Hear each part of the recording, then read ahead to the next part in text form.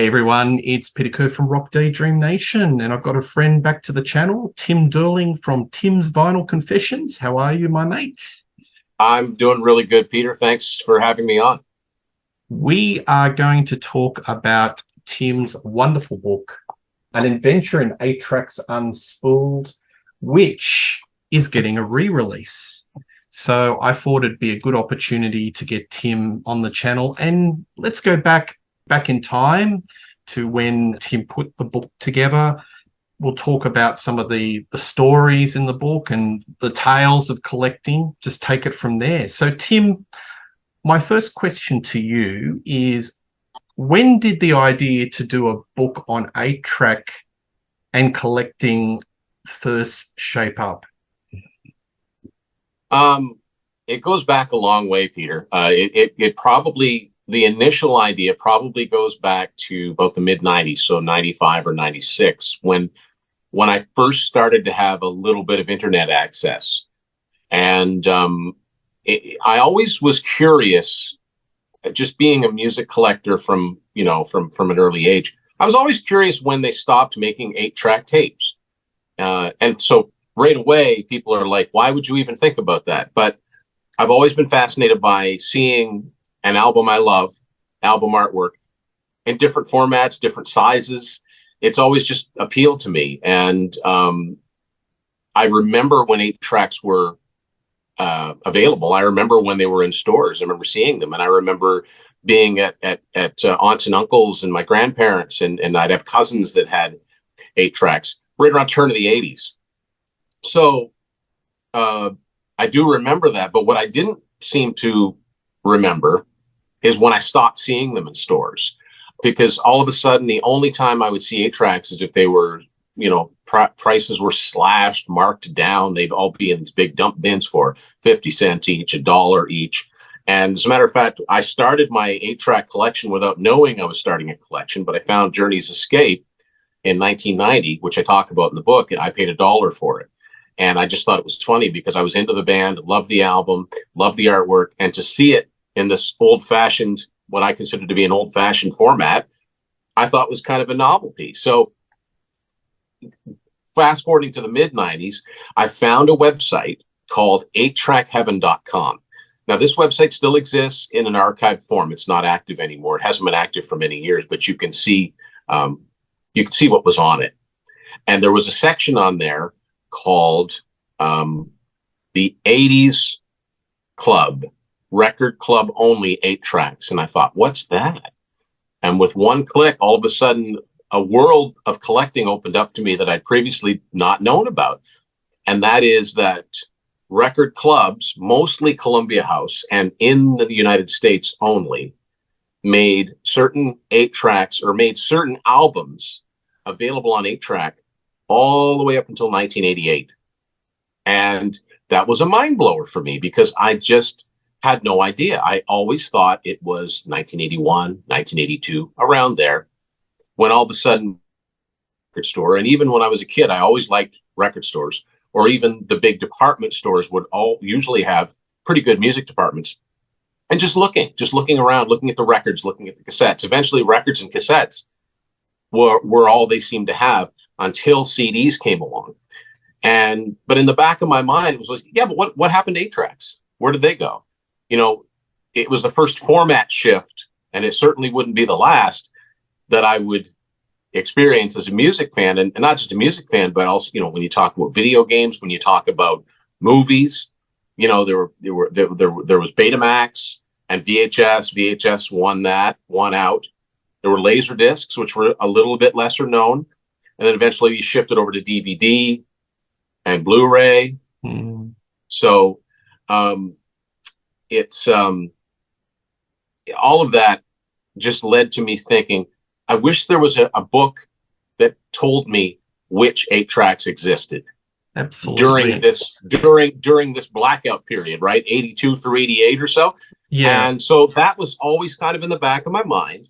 But what really set it forward is when I had the privilege of having Martin Popoff on my show a couple of years ago. And what I wanted to talk to him about was 8-tracks. I wanted to pick his brain because he's such a music guru. and he remembers things so well. And he's about 10 years older than me. So I thought he'll remember when 8-track started to disappear from stores. He really didn't have any recollection of that. And he had no idea about these record club only. So he actually said that someone should write a book on this. Yeah. And I kind of took that and ran with it. I said, if my favorite author thinks that I should do a book, or that there's a book idea here, then maybe I ought to do it. So I enlisted the help of my longtime friend, Matt Phillips from Go North Design. You know, we've been friends for over 30 years, and he did such a wonderful job designing the book. And it's actually good timing that that we're filming this when we are, because I literally just received this, which is, I ordered a copy of the new book for myself. So this is the unboxing. You get the exclusive here. Nice. So you held up the original copy, which I put out year and a half ago or so through Kickstarter. And so this looks very much like it. It came out really, really well in the softcover form from Amazon. It's a print on demand. And so this is the second edition. And what that means, it's not a great deal different from the first edition, but we can talk about what's different about it. But that's where the idea came from to do this book. Absolutely. Why do you think there's a bit of a nostalgia for redundant medium? There's a bit of a market for like VHS videotapes, better videos. Cassettes are making a comeback with some of the younger folk. Why do you think some of the more older music mediums are coming back in fashion, in style? Nostalgia is a powerful drug.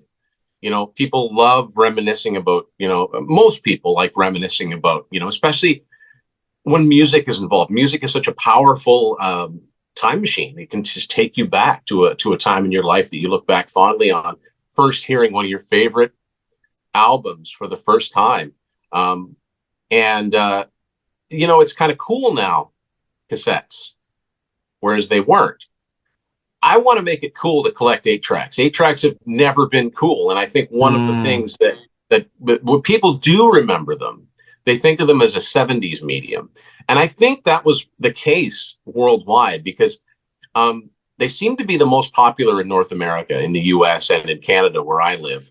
I've talked to a lot of people that say people around the same age as myself have little or no memory of seeing these things. So obviously they were the most popular, in the Western Hemisphere. I do know they made them in the UK. They made them in, there are Australian ones.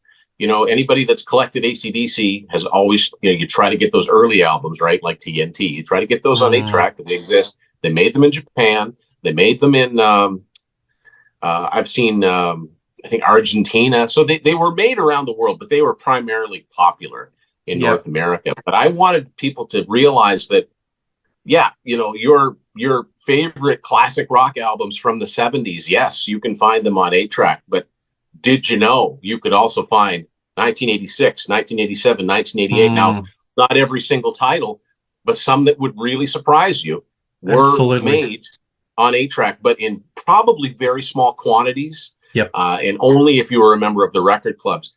I wanted to document that. And another thing that Martin did help me with is that he suggested that I include collecting stories, not just about 8-tracks, but about collecting music in general. So something a little bit more, there is a reference, it's a reference guide in some ways, but it's also just a good coffee table read if you're a collector, especially a collector of music. But if you've got that collecting bug, doesn't hurt if you grew up in the 80s and remember that time period. There's a lot of that. It basically starts in 81 and goes to 1988 from my point of view. But there's some excellent stories from other writers in there as well. It combined into, I think, something very, very, very unique, very special. The design looks fantastic. And it was more than just a book of lists. Yes. Yeah. I was going to say that maybe this book can be read as part a musical autobiography, your autobiography, because as I was reading it, the style of writing was very conversational, and I could hear your narration in my head as I was reading it. Was that deliberate, or it just came out that way?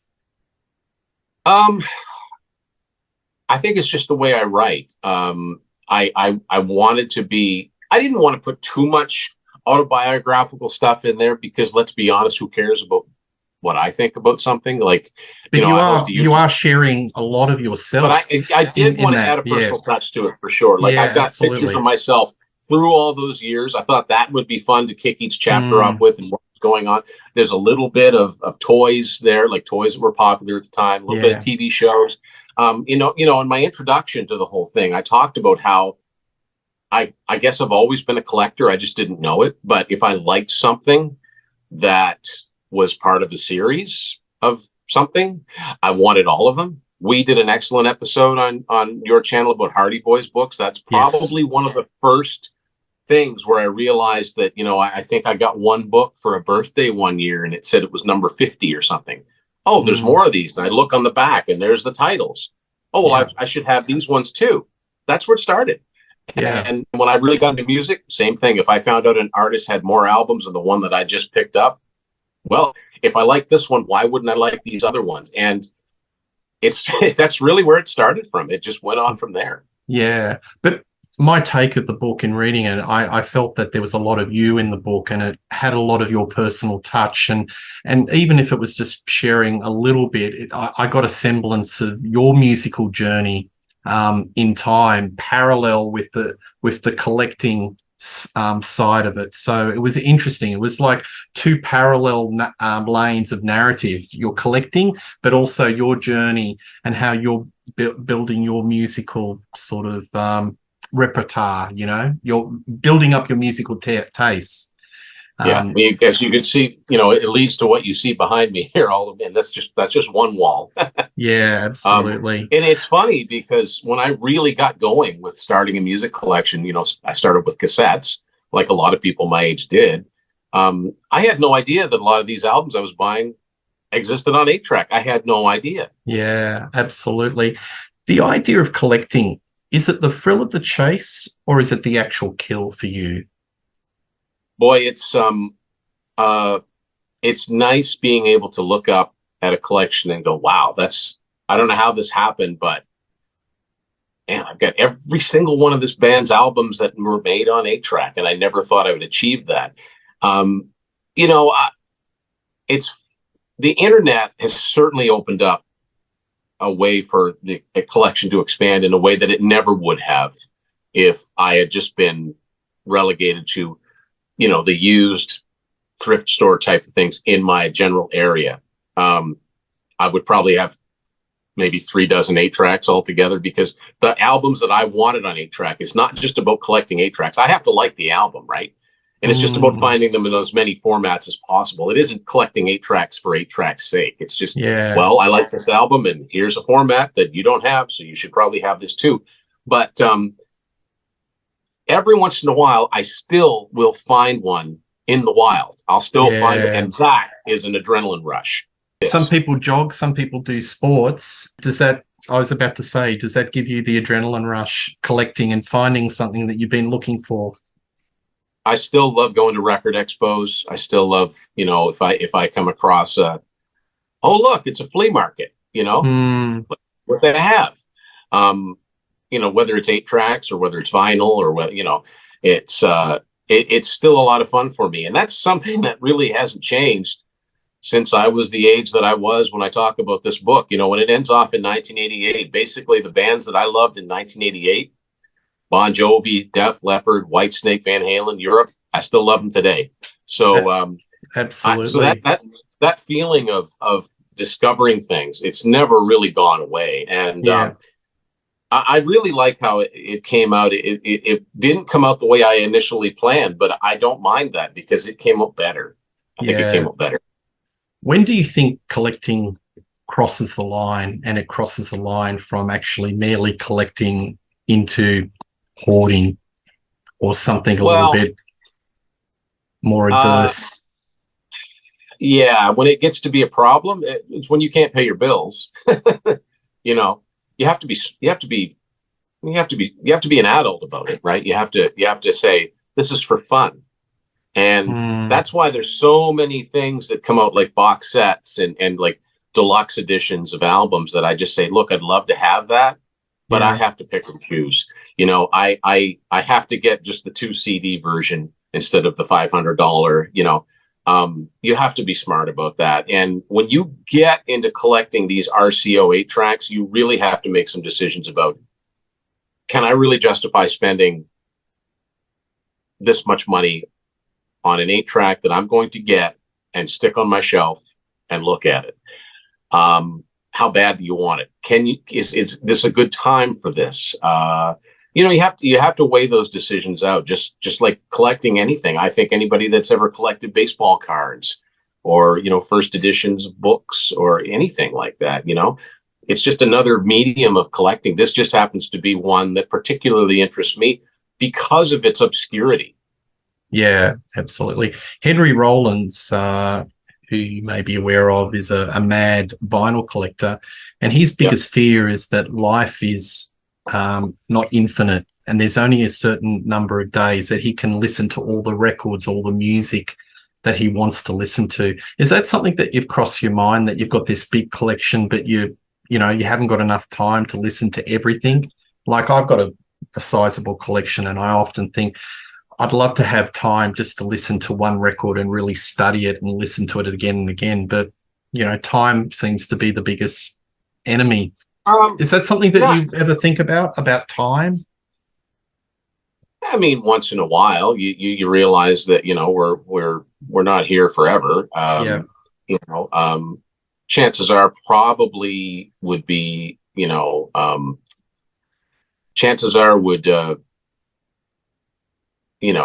when I get to be a lot older than I am now, I'll probably will this to my children, and they can sell it if they want, or they can divvy it up. You can't take it with you, but this is just what I do. It's fun for me. It's really my only hobby.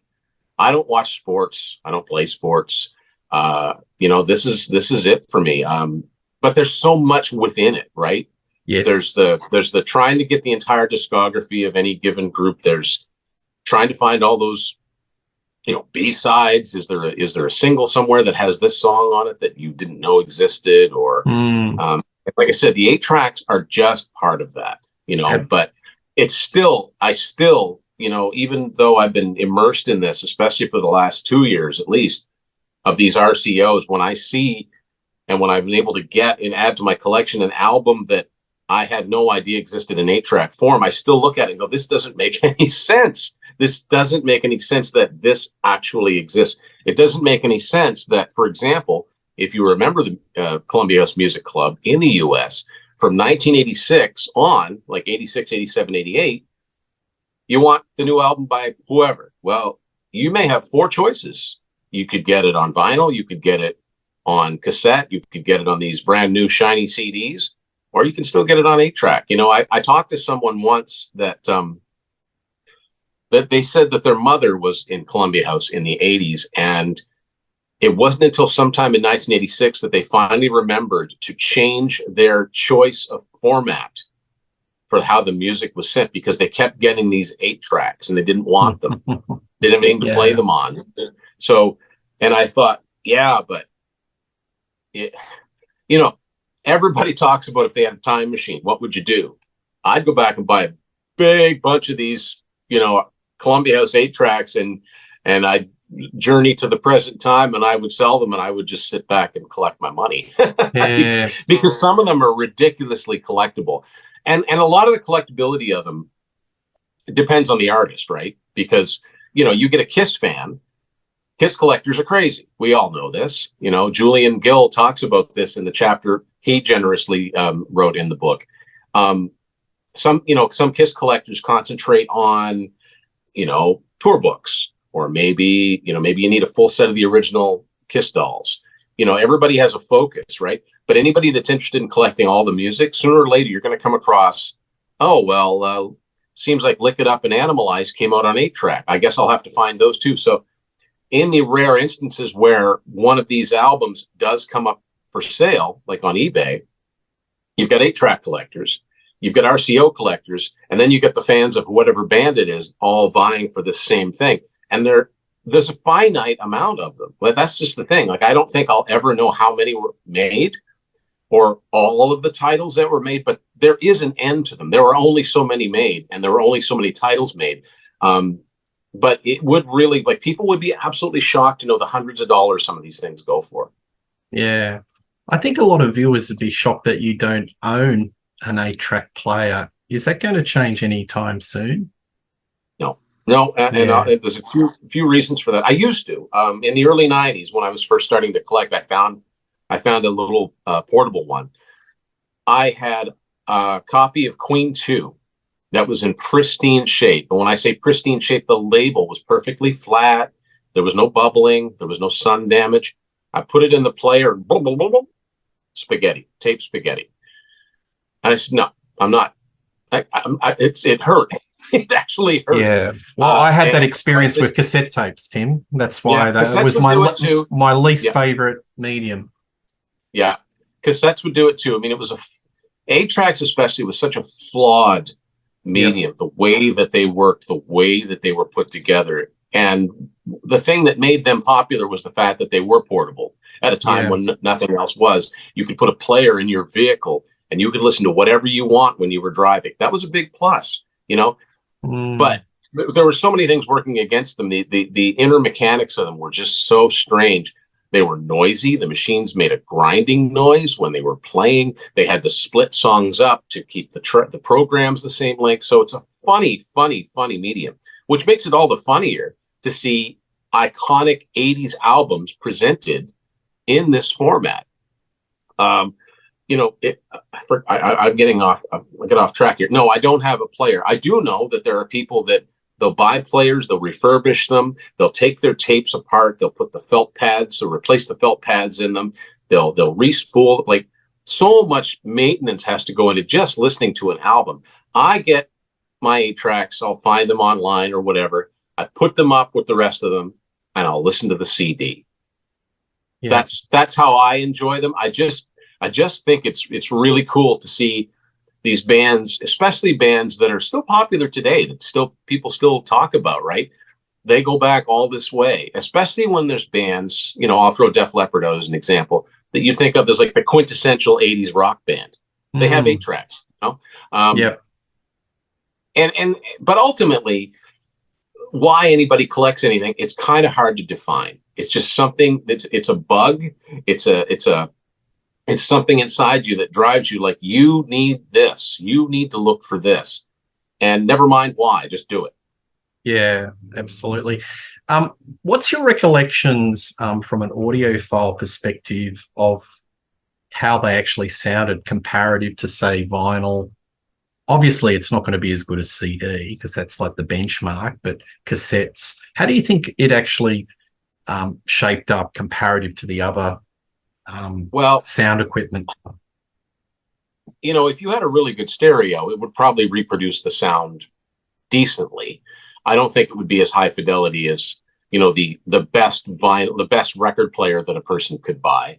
I think in some ways it would be comparable and sometimes better than cassettes. That's the other thing. Like, my understanding is that, you know, audio cassettes, what a lot of us grew up with, because they were so portable, they weren't as high quality. They weren't as well made in the 70s. It was only when they began to be, you know, last better, last longer, that they kind of overtook as the preeminent, you know, portable medium. I think the advent of the Walkman changed that a lot too.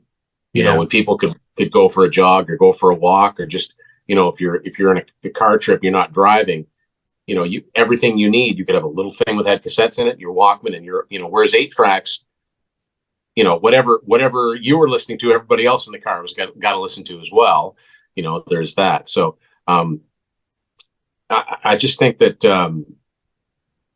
the fascination probably will never go away for me. And it's nice to know that other people kind of, and I know people are picking up on it too, especially once they realize, yeah, you know, I really like this album from '83.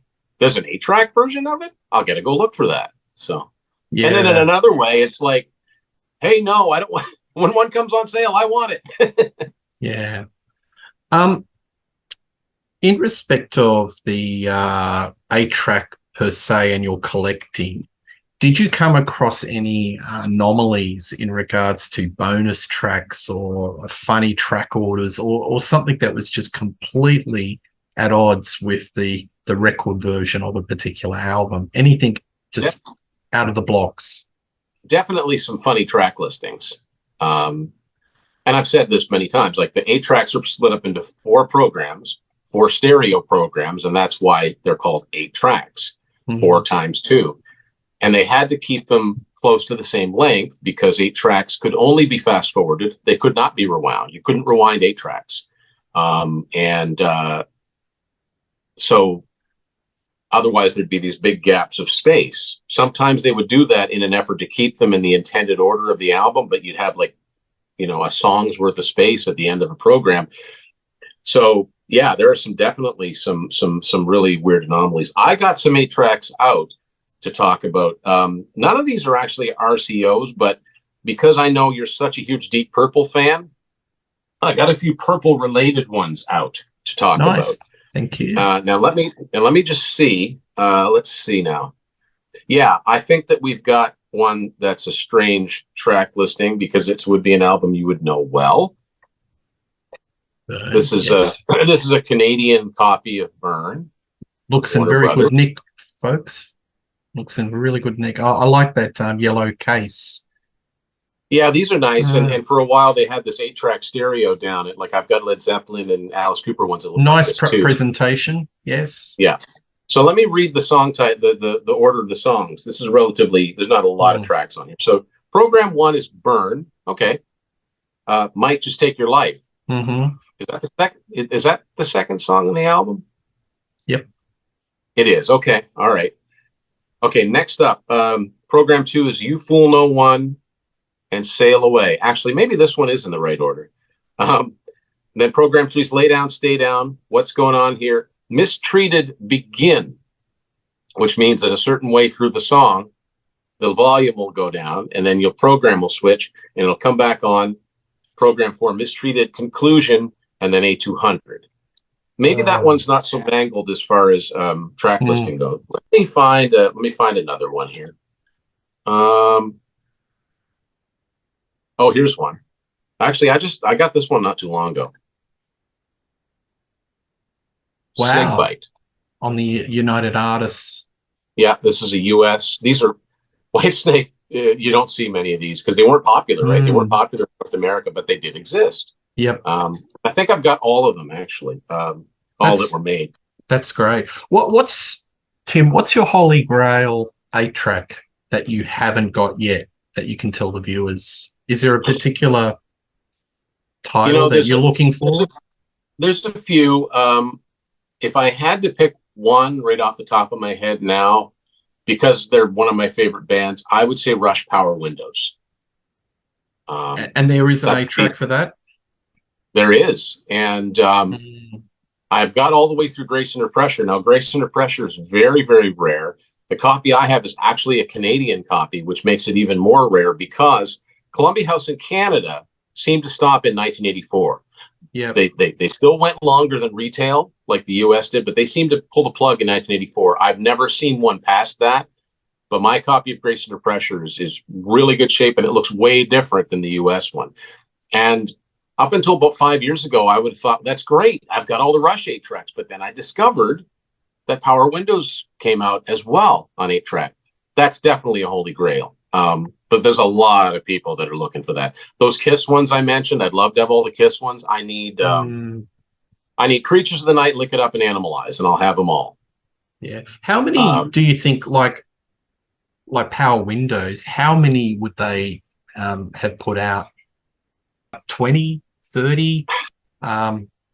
Probably. Like, I don't really know. And that's one thing that I really wish that I could have found someone that worked at Columbia House in the 80s. Yeah. I really would have loved to pick their brain on that, because even, say an album like Power Windows, which sold over 1 million copies in the US, if you break that down in the mid 80s, I'll bet you half of that's probably cassettes. Maybe another quarter of that is vinyl. CDs were relatively new, but a very, very small percentage of that would have been the 8-track version. And the other thing is, like, did Record Club albums even count towards sales, because my understanding is that artists made next to nothing by making their albums available that way. I really don't know that. And that's an album that went platinum. So you imagine an album that didn't even certify, how few there'd be. Yeah, it might be less than 100. I really don't know, but I can't see there being, even the superstar acts like, the Michael Jacksons, they would sell relatively more, but I bet you there wouldn't be, probably wouldn't more than 1,000. I don't know. And a lot of that is how many you see when you're searching for 8-tracks, whether you're looking for an artist or not. Inevitably, you'll come across these other artists, and every once in a while, you'll stop and go, wow, I've never seen that before. For example, the first RCO that I ever saw a picture of that really triggered the fact that, wait, they made these this late, was George Harrison's Cloud 9. And I remember seeing that and going, well, that's 1987. And at the time that I found it or saw it, that was less than 10 years ago. It was like, really? They made 8-tracks that far and I've never seen them? So yeah, that was a real eye-opener. I'm just looking at the Snakebite 8-track. The songs are definitely out of order on here, because Snakebite, for most people know, the album, it's a combination of the EP and like side 2, I think, of David Coverdale's North Winds. Well, that doesn't matter on here, because the third track on here is Keep On Giving Me Love. So the songs are definitely out of order. Ain't No Love in the Heart of the City is the second to last track on here. So yeah, they did mix up the song lengths too. Absolutely. Keep those programs uniform. Yeah. I want to talk about maybe some war stories about actually getting the book up and running. So were there any hurdles in compiling the book or publishing the book that you want to share with the audience, or was it fairly smooth sailing? Well, I remember now, and I feel dumb about it, but I remember asking Martin, can you give me some pointers on putting out a book? And he was really, really good about it. He said, Tim, I just can't. Like, there's just there's so much to it. There's no one way to do it. The way I do it might not work for you. And I've come to realize it's absolutely true, and I got to give my buddy Matt credit, because this book wouldn't exist without him. And he had the mind to say, how can we do this? So it initially was a Kickstarter campaign. That was just to raise the capital to get the book printed and shipped out. But we had some acquaintances in Ontario, like people that Matt knew through other people that were really great with getting it printed. It really wasn't. I don't remember any major snags with it. About the worst thing is that there were a couple of cases where a package did arrive to someone that bought and it was damaged. Okay. So we had to ship out another book. The shipping was a huge undertaking. It wasn't hard. It was just tedious. That was all done by you, like from your home. Well, Matt did a lot of it because he's in a bigger city than me. So it would be, I went down once and we shipped out a bunch of them, and it was literally like 2 big boxes full of packages. And then we go into this, it was a grocery store that had a post office section, and we literally had 2 shopping carts full. And we stood there for, I don't know how long it took us to get them all shipped out. And it's expensive.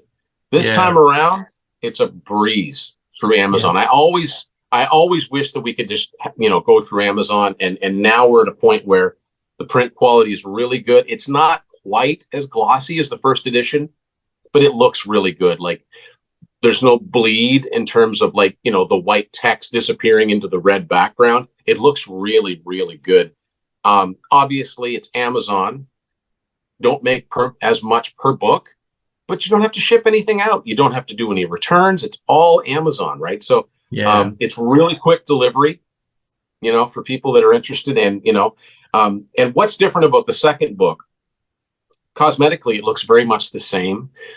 Since the first edition of the book came out, I've probably found 24 more titles that I confirmed to be existing on 8-track. Those have been added to their whatever years they're supposed to go in. So there's that. There's a couple that actually were removed because it was discovered they're not Record Club only 8-tracks. They were released to retail, a couple from 1982. So they're now out of the second edition. And one of the chapters, I had to rewrite part of it because it referenced a site that doesn't seem to exist anymore. So other than that, it's the same. It's just a lot easier to tell people, people like simple. I like simple. And, how do you get your book? Well, PayPal me this and go to Kickstarter and do this. Now it's just like, here's your Amazon link. Yeah. Unspooled. And you might have to type in my name too, because there's a few things that come up under Unspooled. There's a podcast. There's a couple books about movies. Oddly enough, there's going to be a book coming out about cassettes, but actually kind of seems like a cool book, but I had the title first. There you go. It's easy to find. I'm interested in the writing process. Did you have any moments that you just had writer's block? How did it flow for you? Do you want to share with the viewers? Did you sort of discipline yourself into a routine to, write every day or a particular time of the day? No, it's when I had a moment, and I don't remember. I knew what I wanted to say. It was just a matter of getting it down and then rereading it. And like, does that sound, is this too wordy? Is this something that's, and Matt was a great editor too, because I would put little things in and he'd be like, Tim, I get what you're saying, but hardly anybody's going to understand that, these little obscure little references. And I didn't want that. I didn't want to exclude anyone. So yeah, there was a lot of that, but a lot of it, it just flowed, and especially when, especially doing the introduction, because the introduction, if I was up for a walk, I'd be thinking, okay, I want to start it off with this. I want to get from here to here and hit all of these things in between. So, I would sketch, I'd make some little point form notes, literally writing on paper. And then I would just be like, okay, let's fill it in. It actually came relatively easy. So I was, reading it back and you have to look at it like, pretend it's not your writing. Pretend someone just handed you a book and said, read this. What do you think? That's how I tried to look at it, which is not the easiest thing in the world, but. Yeah. You've got background in radio. Have you ever thought about doing an audio version of this book? I don't think so, because I think so much of it depends on being able to see the pictures. Yeah. Okay. And we actually thought about doing a Kindle version of it, but when you convert it to Kindle, it took out all of the visuals. So that didn't work either. If someone just wants a copy of it for their device, I'll always have the PDF available too. All they got to do is message me about that. But this is a great coffee table book. You can pick it up and read it. It's not necessarily something you have to read from front to back right away. You can just kind of flip through it, open a chapter and start reading. Yeah. If there was going to be a soundtrack album that was going to accompany this book, what 5 artists or songs would you like to be on that soundtrack album? Wow, that's a great question. Unspooled, the soundtrack. There are a lot of bands that, every subchapter of the book is titled after a song. I think Kansas would definitely be in there. Kiss would have to be in there. Journey would probably have to be in there. That's 3. Let me just look through here. Rush would have to be in there, and that leaves 1 more. Well, just because they're such a favorite of mine, they only have 2 albums on 8-track that I know of, but Y&T. Okay. Yeah, I think that would be a good start for a soundtrack. Now that you've done your first book, have you got any plans to do a follow-up or another book? Toying with a couple of ideas, but, I want to see how this goes first. Okay. Would it, pushing the question a little bit, do you think it would be obviously about music and collecting, or would it be something completely different? Absolutely. I mean, write what you know, right? It would have to be. Yeah. Okay. Yeah. I'm not a fiction writer, I'm going to ask some questions. I thought it'd be a good way just to finish the show, just to ask some music questions to you, and so people get a bit of more of an idea of your musical taste, if you don't mind. So this is just questions straight off the bat, if you don't mind. Sure. So who, in your opinion, is Canada's greatest band? Oh, Rush. No. That was easy. Yeah. Name a band that should have got their due. Y&T. It should have been huge. What is your favorite album of all time? We did One. an episode You've got on to be it. one. Just one. We did an episode on that. It would be Def Leppard Hysteria. Yeah. Name one song that you could never get sick of. There are a few songs in my lifetime that I call perfect songs. And what makes them perfect is the fact that they can stand up to repeated listenings, and everything that it's encapsulated in them is just absolute perfection.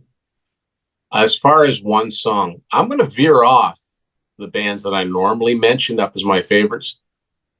I don't think you can get a much more perfect song if you like rock, classic rock, or guitar-based rock with melody, than Toto, Hold the Line. That's an amazing, amazing song. Good cheap. Good pick. Desert Island 8-track.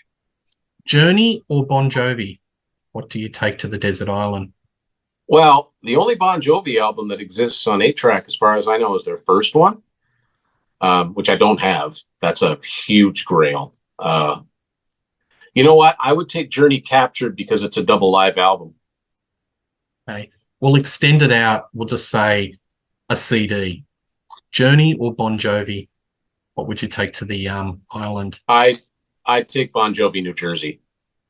Okay. Y&T or Whitesnake? Y&T. Okay. Name 3 musical guests that you would love to bring over to your house for a barbecue, and why? For a barbecue?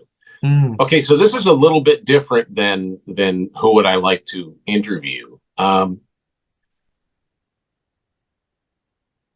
Wow. We've done a lot of episodes. Mike Ladano and I have done some episodes in Martin too with Grant's Rock Warehouse on the band Helix, which is a Canadian hard rock band that had some moments of success, but they're pretty much best known in Canada. Their singer, Brian Balmer, always struck me as a really nice, approachable guy. I'd say Brian would be real easy to talk to, I think Sammy Hagar would be a riot. He'd bring the tequila. Yeah, he's also one of my favorite singers ever. Yeah. So I'd say Sammy. And to pick a third, I'm sure I'll forget, but just based on what I may or may not know about people, sometimes you find out that, maybe they're a lot different than you might think they are. For a third, why is this giving me a hard time? Okay, well, I'll stick with the same band, the same orbit. I think Michael Anthony would be a super nice guy to talk to as well. Good pick. Tim Durling, it's been a pleasure to have you on the show and talk about the book. So, folks, please check that out on Amazon, An Adventure in 8 Tracks Unspooled. I got this about a year ago and I've thumbed through it many, many times. It's a good read.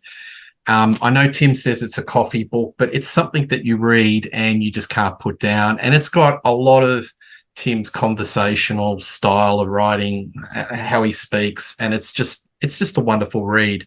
So you can get that on Amazon. And hopefully there's going to be 3rd and 4th reprints, Tim. If I found a significant amount more titles, I'd pretty much have to.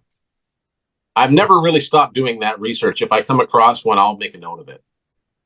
Absolutely. So please like and subscribe to Rock Daydream Nation. Please check out Tim on Tim's Vinyl Confessions and on The Contrarians, plenty of shows. Tim's a valuable guest to this channel, and we're doing a lot more in the future. And just check out the Rock Daydream Nation YouTube channel page, and you'll see what's coming soon. So, Tim, once again, it's a pleasure to have you on, and I'll just put it once more up. There you go, Unspooled. And it's just been great chatting with you. All the best. Thanks, Peter. All right. Thanks, everybody.